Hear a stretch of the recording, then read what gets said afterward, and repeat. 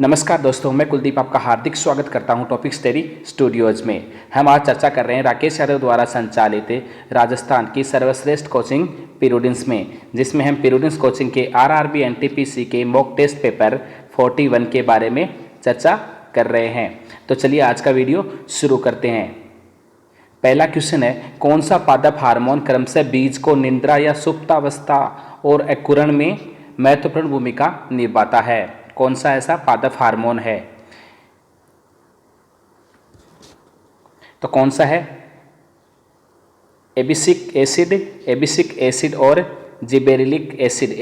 एबिसिक acid और जिबेरिलिक acid ये एक ऐसा पादप हार्मोन है जो बीज की निद्रा और अंकुरण में महत्वपूर्ण भूमिका निभाता है।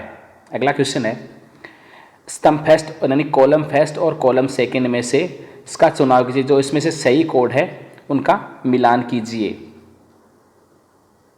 जैसे एक स्तंभ में दे रखे हैं बहुलक और दूसरे में दे रखे हैं एकलक। एक में बहुलक, दूसरे में एकलक दे रखे हैं। तो चलिए इसके बारे में चर्चा करते हैं। पहला है नायलॉन। नायलॉन किस में होता है? नायलॉन होता है केफ्रोलेक्टम में। Option number 4। डेक्रोन किस में होता है? डेक्रोन होता है एथिलीन ग्लाइकोन और टेफेथेरिक अम्ल में। ऑप्शन नंबर इसमें ए में। और है नियोप्रीन। ये नियोप्रीन किस में होता है? नियोप्रीन होता है क्लोरोपीन में। नियोप्रीन किस में होता है? क्लोरोपीन में। और है टेफ्लॉन किस में होता है? टेट्राफ्लूओरोएथिलीन में। तो इसका ऑप्शन हो जाएगा ऑप्शन नंबर ए, इसका राइट आंसर हो जाएगा। और ये इंपॉर्टेंट क्वेश्चन है आरआरबी एनटीपीसी के लिए। अगला क्वेश्चन है, जीन में अचानक परिवर्तन जो एक पीढ़ी से दूसरी पीढ़ी के लिए लाभदायक होता है के रूप में जाना जाता है। जीन में जो अचानक परिवर्तन आता है जैसे एक पीढ़ी से दूसरे पीढ़ी के लिए वो लाभदायक होता है, तो उसको किस रूप से या किस नाम से उसको जाना जाता है? तो किसने से? म्यूटेशन के नाम से उसको जाना जाता है। किसके नाम से? म्यूटेशन के नाम से उनको जाना जाता है। अगला क्वेश्चन है, यानी इसमें कॉलम फर्स्ट और कॉलम सेकेंड को मिलान, इसमें भी वही मिलान करना है। पहला है उत्परिवर्तन का सिद्धांत। कौन सा? उत्परिवर्तन का सिद्धांत। तो उत्परिवर्तन का सिद्धांत किसने दिया था? इसकी खोज किसने की थी? यह है हुगियो डी वेरिज ने। ऑप्शन यानी 3 नंबर, हुगियो डी वेरिज ने उत्परिवर्तन का सिद्धांत का निर्माण या उसका प्रतिपादन किया था। विकास का सिद्धांत का प्रतिपादन या विकास का सिद्धांत किसने दिया था? विकास का सिद्धांत किसने दिया था? यह चार्ल्स डार्विन ने विकास का सिद्धांत दिया था। 4 नंबर, रक्त परिसंचरण सिद्धांत ये किसने दिया था? रक्त परिसंचरण सिद्धांत किसने दिया था? यह विलियम हार्वी ने। अगला है कोशिका सिद्धांत। कोशिका का एमजे स्लाइडेन और टी सामन्ने। ऑप्शन नंबर 3 इसका राइट आंसर हो जाएगा। अगला क्वेश्चन है, बायोगैस का उत्पादन आवासीय पाचन और जैव निस्तारीकरण सामग्रियों जैसे बायोगैस, खाद्य सीवेज, नगरपालिका के कचरे, पादप सामग्री, फसलों के कीड़न द्वारा किया जाता है। ये बायोगैस का मुख्य रूप से शामिल है। बायोगैस में मुख्य रूप से कौन सी गैस शामिल होती है बायोगैस में? तो बायोगैस में क्या होती है? मीथेन। कौन सी? बायोगैस में मीथेन शामिल होती है। अगला क्वेश्चन है क्वेश्चन नंबर 6, आइसोमोर्स रखते हैं समान। क्या रखते हैं? आइसोमोर्स समान रखते हैं क्या? आणविक सूत्र समान रखते हैं आइसोमोर्स। अगला क्वेश्चन है, भौतिकी की इन शाखाओं में से कौन सी ऊष्मा और तापमान और ऊर्जा तथा कार्य का संबंध में से संबंधित है? किसकी शाखा? भौतिकी की। तो इसका राइट आंसर क्या हो जाएगा? इसका राइट आंसर हो जाएगा ऑप्शन नंबर डी, ऊष्मा गतिकी भौतिकी की। अगला क्वेश्चन है, यदि कोई बाहरी बल निकायों की प्रणाली पर कार्य नहीं करता है तो निकाय प्रणाली की कुल रेखीय गति स्थिर रहती है। ऐसा कौन सा नियम कहलाता है? यदि कोई बाहरी निकायों की प्रणाली पर कोई कार्य नहीं करता है तो निकाय की प्रणाली पर कुल रेखीय गति स्थिर रहती है। ऐसा कौन सा नियम कहता है? न्यूटन का पहला, दूसरा, तीसरा या रैखिक गति के संरक्षण का सिद्धांत? तो ऐसा कौन सा नियम कहता है? रैखिक गति के संरक्षण का सिद्धांत ऐसा कहता है। अगला क्वेश्चन है, निम्न में से कौन सा कथन विद्युत चुंबकीय तरंगों के बारे में सत्य है? हमें कौन सा पूछा जो चुंबकीय विद्युत तरंगों के बारे में सत्य कथन है, उसके बारे में हमें जानकारी देनी है। तो इसमें से कौन सा सत्य है? वह है चुंबकीय, ये निर्वात में गमन कर सकती है। ये विद्युत चुंबकीय तरंगों के बारे में सत्य कहना है, राइट ऑप्शन बी। अगला क्वेश्चन है क्वेश्चन नंबर 10 है, जी सेट 30 के संबंध में सही है, जी सेट 30 के संदर्भ में सही है। तो जी सेट 30 के संदर्भ में कौन सा सही है?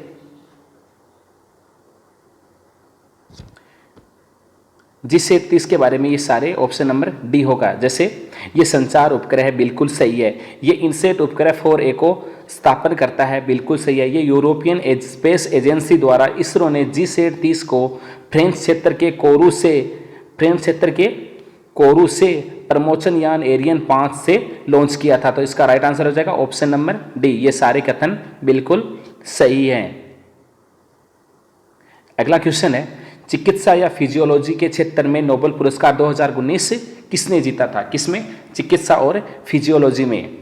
तो इसका राइट आंसर क्या हो जाएगा? चिकित्सा और फिजियोलॉजी में इसका आंसर का option number A, Williams G Kaelin junior और sir Peter J Ratcliffe Gregg L Semenza ने ये चिकित्सा और फिजियोलॉजी के क्षेत्र में नोबेल पुरस्कार 2019 जीता था। अगला क्वेश्चन है, ओलंपिक झंडे में कितने रंग के छल्ले होते हैं? ओलंपिक झंडे में कितने रंग के छल्ले होते हैं? ये इंपॉर्टेंट क्वेश्चन है, कई बार एग्जाम में पूछा भी जा चुका है और इम्पोर्टेंट है। एनटीपीसी के लिए तो सबसे ज़्यादा इंपॉर्टेंट क्वेश्चन है। ओलंपिक झंडे में कितने छल्ले होते हैं? ओलंपिक झंडे में कितने छल्ले होते हैं? तो ओलंपिक के झंडे में 5 छल्ले होते हैं। अगला क्वेश्चन है, निम्न में से किस नेता ने इंडियन नेशनल कांग्रेस के लिए सेफ्टी वॉल्व सिद्धांत इंडियन नेशनल कांग्रेस के लिए सेफ्टी वॉल्व सिद्धांत दिया और कहा कि ये लॉर्ड डफरिन के दिमाग से की उपज करता था? ये और ऐसा कौन सा नेता है जिसने ये कहा? तो कौन सा नेता है वो?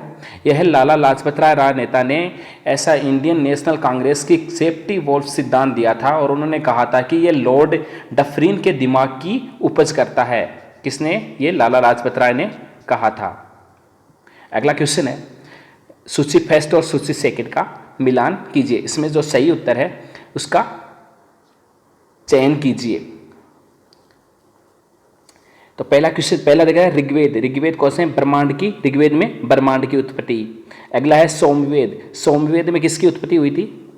सोमवेद में भारतीय संगीत की उत्पत्ति हुई थी। अगला है यजुर्वेद में किसकी उत्पत्ति हुई थी? यजुर्वेद में अनुष्ठानों की उत्पत्ति हुई थी। आयुर्वेद में भारतीय चिकित्सा की उत्पत्ति हुई थी। तो इसका ऑप्शन नंबर ए इसका राइट आंसर हो जाएगा। अगला क्वेश्चन है, इसमें ये कथन आर और कथन ए और कथन आर दे रखे, इनमें से कौन सा सही है और कौन सा गलत है? कौन सा इसकी सही व्याख्या करता है, कौन सा इसकी सही व्याख्या नहीं करता है? इसके बारे में हमें जानकारी देनी है। पहला, दिल्ली के सुल्तानों को बागदादा के खलीफा के वायसराय के रूप में नियुक्त किया गया था। खलीफा उन्हें खिल्लत और खिताब द्वारा मान्यता प्रदान करता था। खलीफा उन्हें खिल्लत और खिताब द्वारा मान्यता प्राप्त करता था। ये कथन तो दोनों सही हैं, ए और आर दोनों कथन सही हैं, लेकिन ये जो आर है ये कथन ए की सही व्याख्या नहीं करता है। तो इसका राइट आंसर क्या हो जाएगा? ऑप्शन नंबर ए।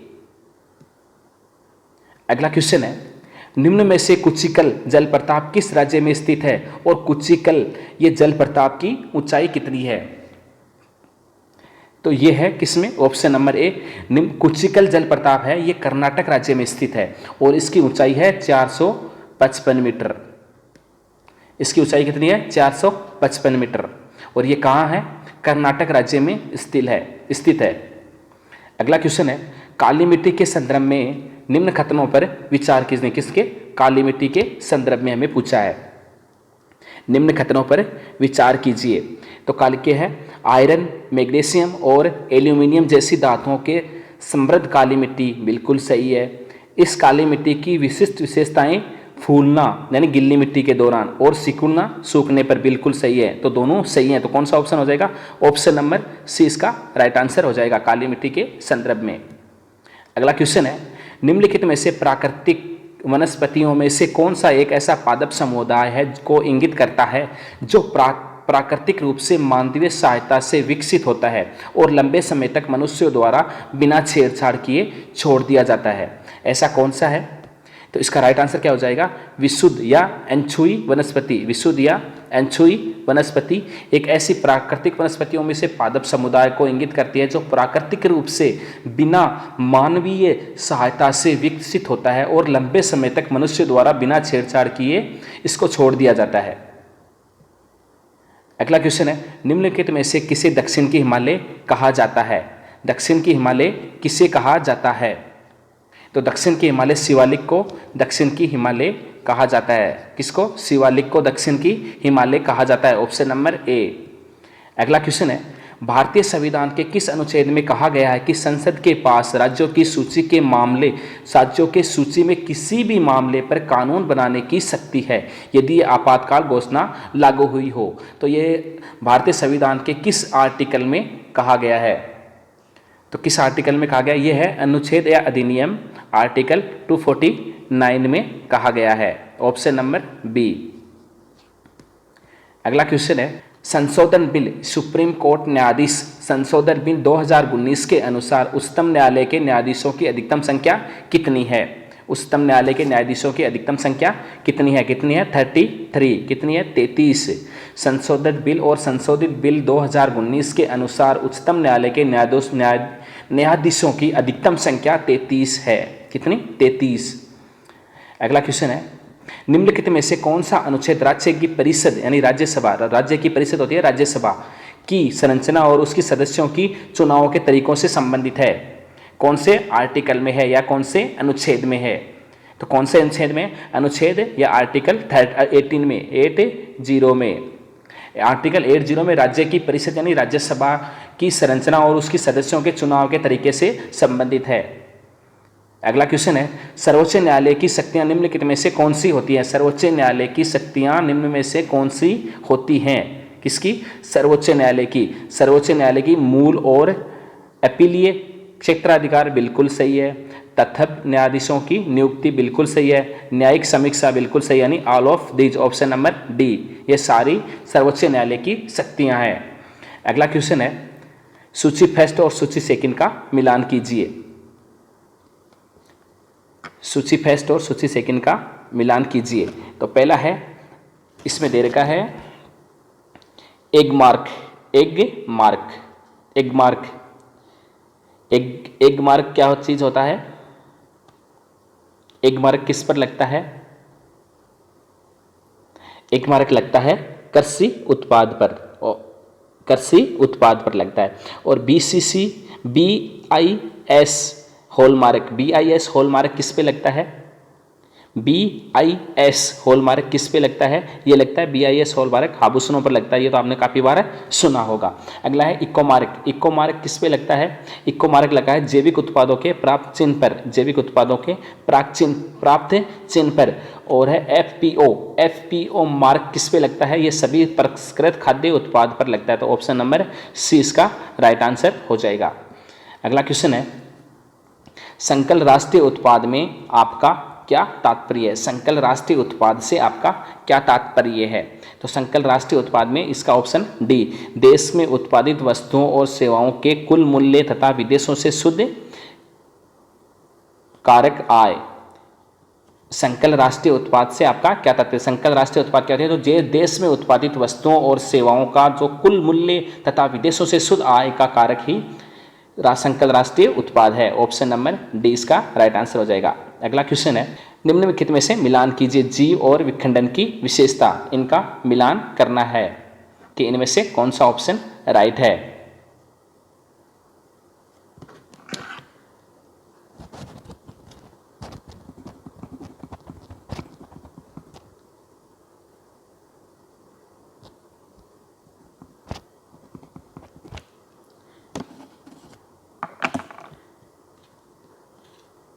जीव और विखंडन की विशेषता, इसका मिलान करना है। तो पहला है अमीबा में कौन सा है? विखंडन किसी भी तरल पर हो सकता है। अमीबा में विखंडन किसी भी तरल में हो सकता है। दूसरा लेसोमिया, लेसोमी, लेस्मानिया, लेस्मानिया, लेस्मानिया क्या चीज़ होती है? लेस्मानिया में होता है, लेस्मानिया में है ये विखंडन एक निर्धारित तल में होता है। लेस्मानिया में विखंडन एक निर्धारित तल में होता है और अमीबा में विखंडन किसी भी तल में हो सकता है। और प्लाज्मोडियम, प्लाज्मोडियम में क्या होता है? प्लाज्मोडियम में बहु विखंडन द्वारा अनेक सतत कोशिकाएं, बहु विखंडन द्वारा अनेक सतत कोशिकाएं। तो इसका राइट आंसर क्या हो जाएगा? Option number D.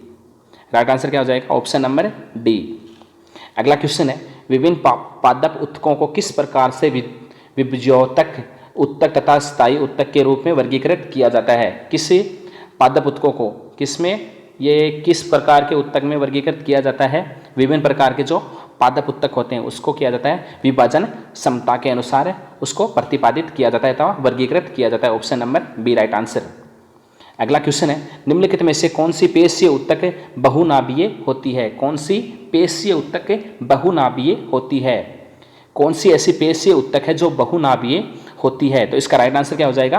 कंकाल पेशी ऐसी एक पेशी है जो बहुनाभीय होती है। Option number C. अगला क्वेश्चन है, निम्नलिखित में से कौन सा नाभिकीय सिद्धांत से संबंधित है? इनमें से कौन सा है जो नाभिकीय सिद्धांत से संबंधित है? कलर ब्लाइंडनेस, कलर ब्लाइंडनेस ये एक नाभिकीय सिद्धांत से संबंधित है। अगला क्वेश्चन है, निम्नलिखित में से कौन सा कथन सही है? निम्नलिखित में से कौन सा कथन सही है? धातुओं के ऑक्साइड सामान्यतः क्षारीय होते हैं, बिल्कुल सही है। अधातुओं के ऑक्साइड सामान्यतः अम्लीय होते हैं, बिल्कुल सही है। अधातुएं सामान्यतः विद्युत धनात्मक होती है, नहीं, ये क्या होती हैं? ऋणात्मक होती हैं। तो इसका ऑप्शन नंबर ए इसका राइट आंसर हो जाएगा। फर्स्ट और सेकंड दोनों सही है।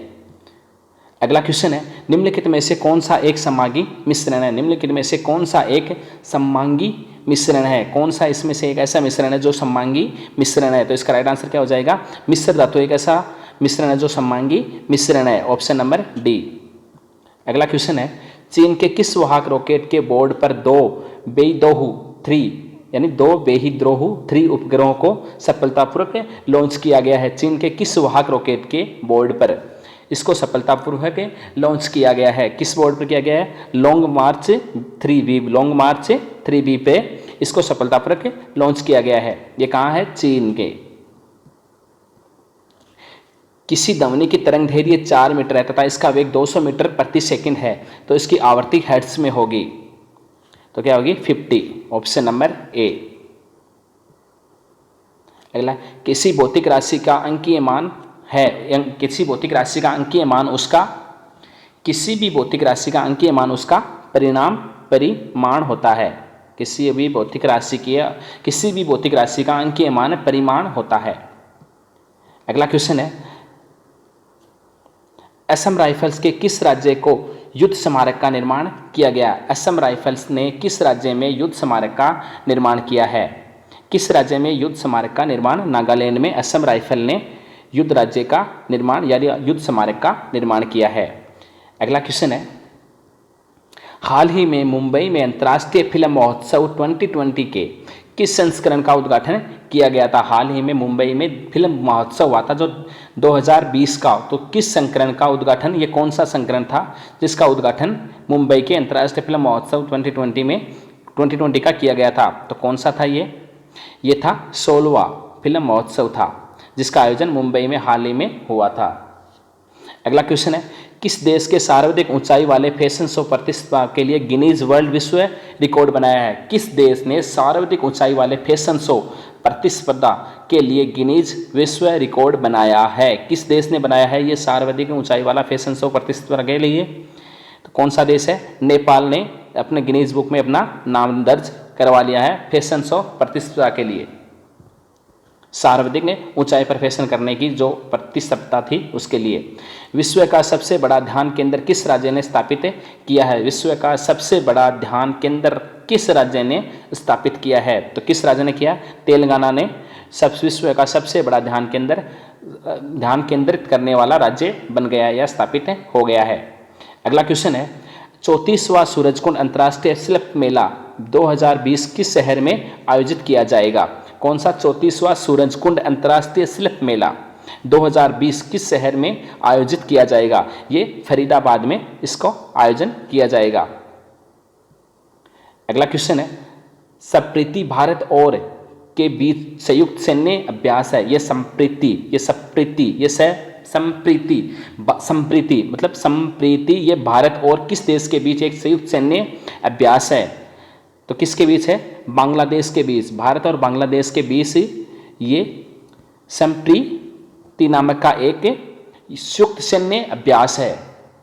तो आज का वीडियो यही समाप्त करते हैं, और ये पूरे वीडियो की आपको आंसर की मिल गई है यहाँ पर।